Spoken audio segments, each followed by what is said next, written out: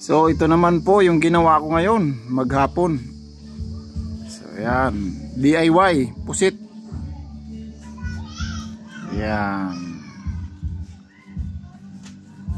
So yan. So isang set na ito ng papaltok. Yan. So bukas magbibitik na lang ako. Yan. Sa isda wala akong kwan dahil di ko alam kung anong mga klaseng isda itong ginawa kong to. Pero dito sa pusit, ayan. Yun. Yan, Mindoro Lifestyle. Buhay Mandragat.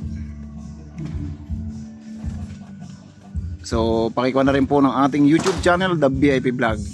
At FB page, VIP Vlog. Yan. So, mga nandong ko ay mga puro pangangawil. Yan. Buhay dagat.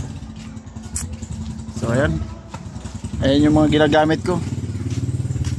Yan. Yan ang ginagawa ko dito pag wala ako sa Maynila. Ayan. Makalat. Yan.